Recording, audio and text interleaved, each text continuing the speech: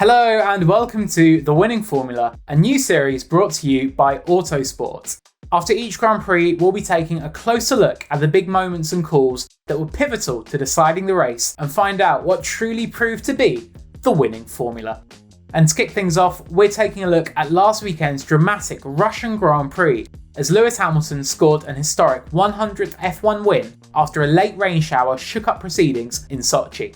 It ended in heartbreak for Lando Norris, who was just a few laps away from his maiden Grand Prix victory before a decision to stay out on slicks backfired, leaving the McLaren driver feeling devastated.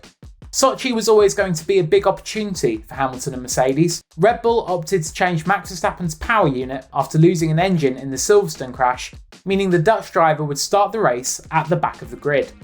But Hamilton's hopes of maximising the opportunity were compromised by a messy qualifying session. Two mistakes and some unfortunate timing meant that he couldn't set a time on slicks, leaving him fourth on the grid as Norris took his first F1 pole. Norris feared that he would be a sitting duck on the long run to turn 2 thanks to the powerful slipstream in Sochi, and he did lose the lead as his old McLaren mate Carlos Sainz Jr. moved ahead for Ferrari. But Hamilton also ended up going backwards after getting boxed in at turn 2, leaving him as low as 7th on the first lap. Sainz and Norris were able to pull clear of the pack through the opening stint. Tyre graining caused Sainz's times to drop off, allowing Norris to pass him for the lead on lap 13. Norris had no such problems managing his tyres though, stretching his medium tyre stint all the way to lap 28, 2 laps longer than Hamilton, who had fallen almost 14 seconds behind the McLaren after getting stuck behind Monza winner and Norris's teammate Daniel Ricciardo.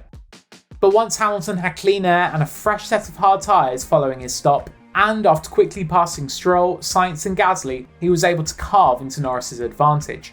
A gap of 8 seconds on lap 30 had been reduced to less than 2 seconds by lap 40, forcing Norris to dig deep and start to respond to Hamilton's pace.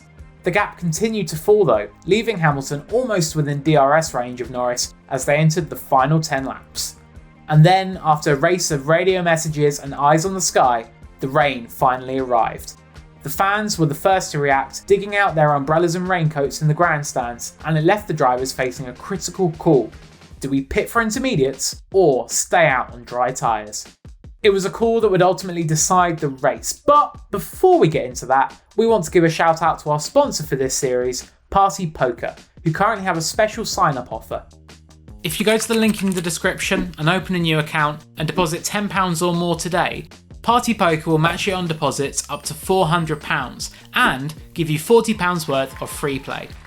Naturally, this is only available if you are over 18 and T&Cs apply. Please be gamble aware and play responsibly. Now let's get back to the action and the decisive moment for Lewis Hamilton's 100th Formula 1 victory. Rain initially hit the track around turn 5, but was not heavy enough to make it immediately wet for intermediates despite some slippery moments. Norris and Hamilton both said they wanted to continue on slicks for the time being, with Lando making his thoughts very clear to engineer Will Joseph on the radio. A couple of minutes later though, the rain was growing heavier and more was coming on the radar. On lap 48, Hamilton was told to pit by Bono, but he ignored the call, carrying on for another lap as he closed right up on Norris. Aware that conditions would only worsen, Mercedes jumped back on the radio to Hamilton, adamant that it was the right decision to pit. On lap 49, he came into the pits for a set of intermediates. Norris was now left all alone at the front, tiptoeing around the damp track on slicks after committing to stay out. Sadly for Norris, it was the wrong decision. On lap 51, Norris spun off the track and was left struggling to keep his car in a straight line as the rain grew heavier. He eventually hauled his car into the pits, cutting the white line at pit entry and landing a reprimand in the process, in a lap that was timed at more than 3 minutes. By the time Norris was back out, he had fallen all the way to 8th place. He managed to regain a position by passing Kimi Räikkönen late on, but 7th was far less than he deserved. McLaren conceded after the race that it perhaps should have been firmer with Norris to get him to pit, and said it will learn from the experience. You can be sure that Lando himself will come back stronger for when he does finally win his first Grand Prix. For Hamilton though, the timing had been just right. He was able to cross the line over 50 seconds clear of the field, making it the biggest winning margin in a Grand Prix since his win at Silverstone in 2008.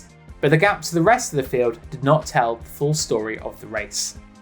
The late rain allowed Max Verstappen to recover to second place, meaning Hamilton's championship lead is just 2 points heading to Turkey. With the title battle so finely poised, calls such as the switch to 1's in Sochi could prove critical come the end of the season in Abu Dhabi. That was the winning formula for the Russian Grand Prix. Be sure to let us know your thoughts on Hamilton's historic race win in the comments below, and we'll see you again for the next episode after the Turkish Grand Prix at Istanbul Park.